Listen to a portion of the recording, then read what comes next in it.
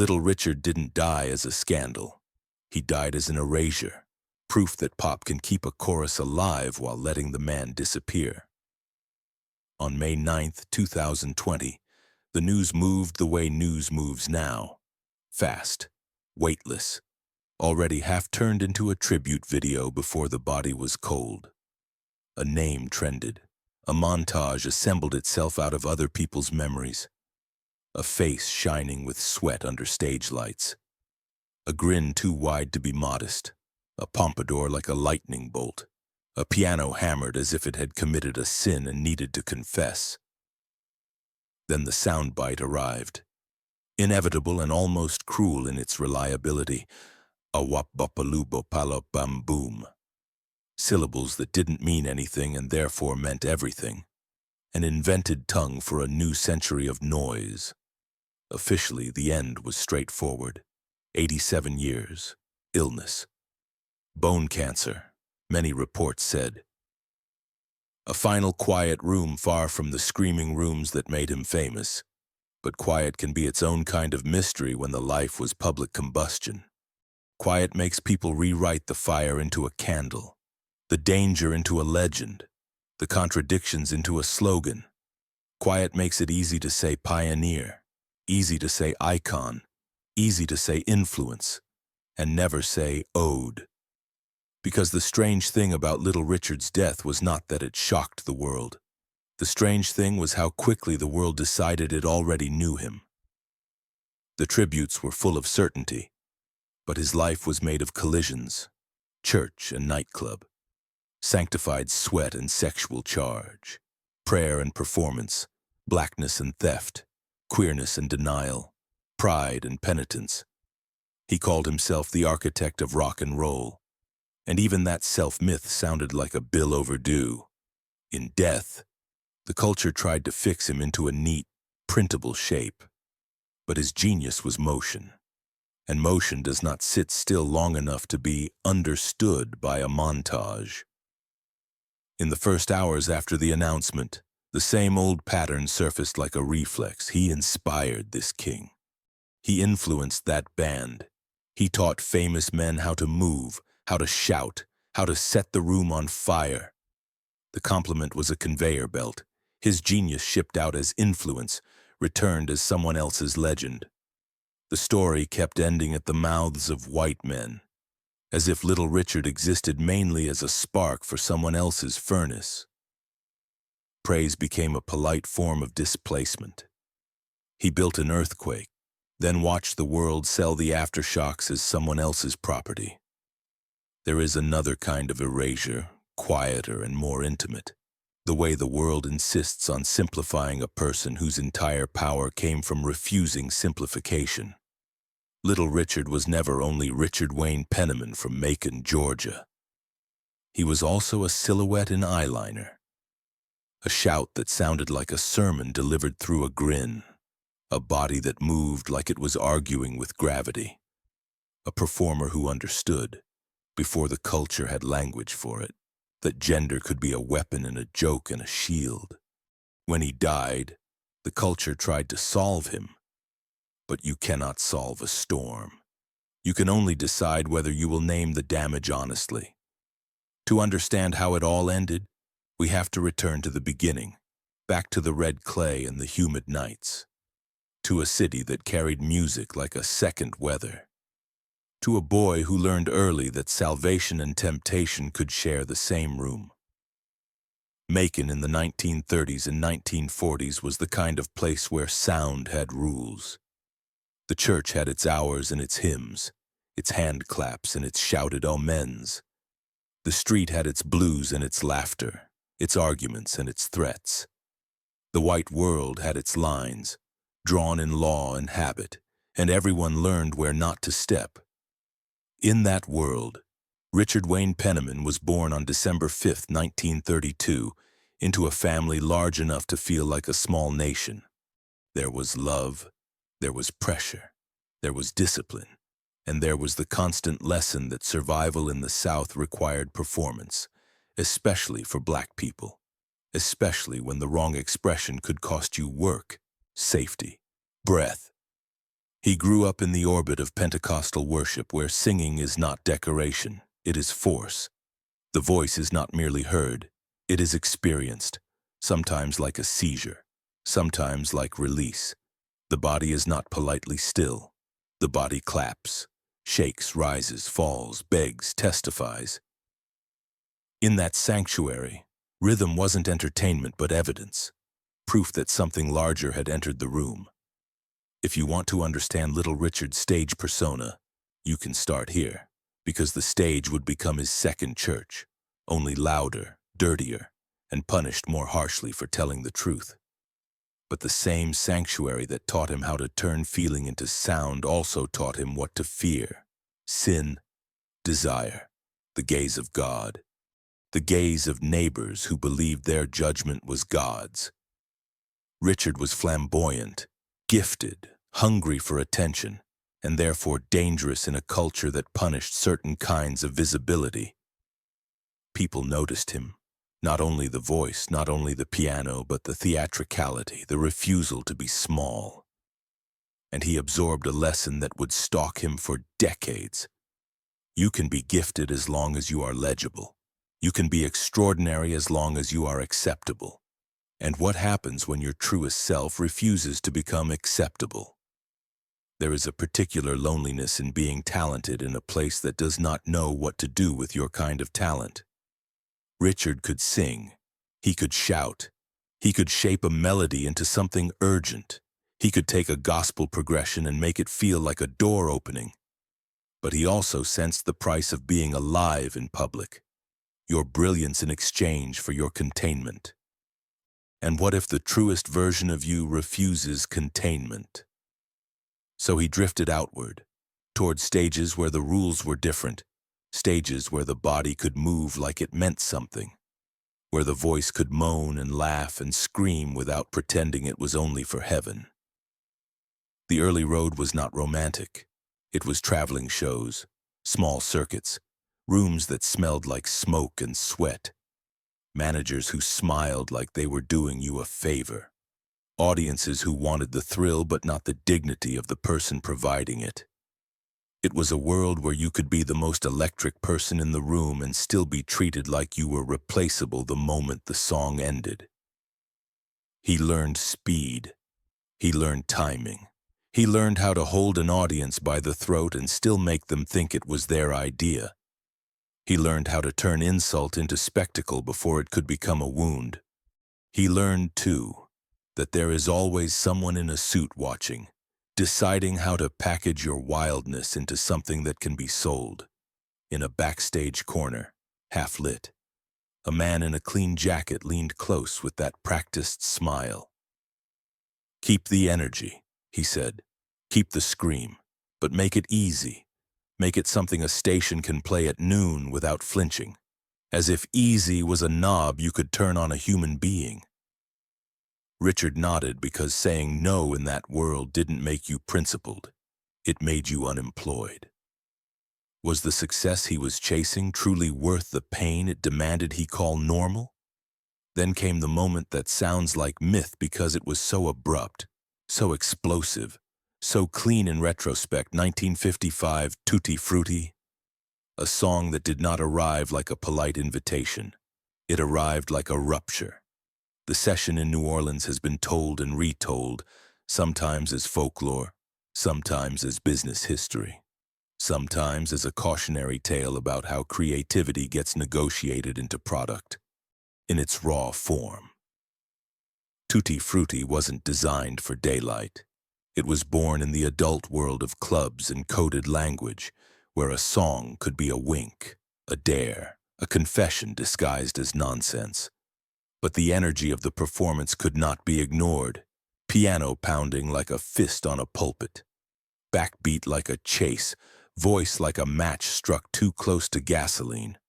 So the song was cleaned, lyrics adjusted, edges sanded down until the world could pretend it was only fun. Explicit became nonsensical. Messy truth became a chant that could pass through censors because it was just sounds. They didn't censor the song, they censored the body behind it. And yet the compromise produced something even stranger, a portal. If ordinary language was too small to carry what he was doing, he would invent a tongue big enough to survive broadcast. When Tutti Frutti hit, it felt like the beginning of a new grammar. Rock and roll did not start from nothing. There were blues and gospel and jump bands and boogie-woogie and all the music America loved while pretending it didn't. But this record made the fusion unavoidable. It took the sacred intensity of gospel, the swing of R&B, the sharpness of backbeat, and delivered it with theatricality so bold it bordered on sacrilege. The voice did not seduce. It announced, it attacked, it demanded space. And then the machine responded the way it always does to a breakthrough, by trying to reproduce it at scale. One afternoon, in a small room with a radio perched like a judge, Richard heard his own revolution come back at him with its teeth filed down. A clean-cut voice, smooth, polite, harmless, sang the song as if it were a novelty, a harmless jolt to amuse teenagers before dinner. The DJ's tone was bright, congratulatory, almost paternal, as if the danger had been rescued from the wrong hands and placed safely into the right ones. The beat was familiar, the outline was his, but the heat was gone, replaced by a kind of polite mimicry that made the original sound like a threat rather than a gift. He stared at the radio like it had lied to him personally. Then he laughed, too loud, too sharp, because if he didn't turn it into a joke, it would turn into a knife. That was the first lesson of displacement. The theft rarely arrived with a gun. It arrived with a smile, a new name on the label, and a gatekeeper insisting this version was cleaner. For a while, none of it slowed him down. The hits came fast. Long Tall Sally, Rip It Up, Lucille, Good Golly, Miss Molly. Songs built like engines, designed to push blood faster through the body. Cameras loved him because he made stillness impossible. He became spectacle, but the spectacle wasn't accidental. Little Richard engineered it. He understood that America was addicted to surfaces. And if you controlled the surface, you could smuggle truth underneath it. In a hotel bathroom, the light too white and honest, he stood over a sink like a man about to perform surgery on his own identity. Eyeliner went on as a line of defense, then as a line of attack. Pomade turned hair into architecture. For a second, with the door locked and the faucet dripping, the room felt smaller, more real. Then the knock came, sharp and impatient. 5 minutes, photos, interviews, give 'em the look. He put the face back on and stepped out, and the person stepped behind it. But a mask is only power until the world decides it owns the mask. The first time the paperwork arrived, it came in an envelope so ordinary it felt obscene. Richard opened it like a man opening proof. Numbers, percentages, fine print that read like a spell. And there, sitting where his name should have been, was someone else's, someone higher up, someone invisible on stage, someone who never had to sweat for the scream. Royalties that looked like leftovers, a signature line that suggested gratitude. He laughed again, too loud, too sharp, because if he didn't make comedy out of it, it would become a knife he carried forever. This was the business of mid-century American music, black innovation, white replication, and contracts written like traps. Radio gatekeepers decided which voices were appropriate for which audiences. Labels decided who got pushed, who got polished, who got paid. Credit became a battlefield. Money became a disappearing act. And yet the culture found a way to call the whole thing history, as if history was neutral, as if it didn't have fingerprints. Little Richard's stardom was both weapon and vulnerability. He could command a stage, but could he command a ledger? He could make crowds scream, but could he make executives listen? The praise around him often carried hidden condescension, the way people admire a force of nature while assuming it does not require dignity. He was treated like a phenomenon, something to witness, not someone to compensate properly. How many times did he walk out of a room feeling celebrated and still somehow unpaid?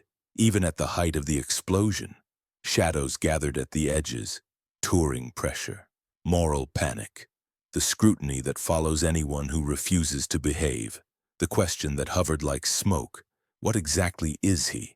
A clown? A menace? A genius? A sinner? A prophet? The world asked, not out of curiosity but out of hunger to categorize, to contain. And then came the pivot that still feels like a film twist even after decades of retelling. The moment he stepped away. The moment he tried to outrun the very sound he had created. At the peak of his popularity, he turned toward religion with a suddenness that felt like a door slamming. Some tellings speak of a frightening sign in the sky during a flight, interpreted as divine warning. Others emphasize the slow rise of dread. Old church teachings returning like floodwater, the fear that every scream on stage was another mark against him. Whatever the catalyst, the decision landed like shock. The architect walked away from the building as it was still rising. He renounced rock and roll, he studied, he preached. He tried to fold his life into testimony. This is what happens when you flirt with the world. This is how God calls you back. The industry did not see salvation. It saw lost revenue. Audiences saw drama. Critics saw spectacle. But inside, the war was simpler and more brutal. His gift sounded like freedom, yet he was raised to fear freedom as sin. Here is the gospel noir center of his story. The same voice that birthed rock and roll also believed, at times, that it was damned. The same body that thrilled crowds also carried shame like a second skin.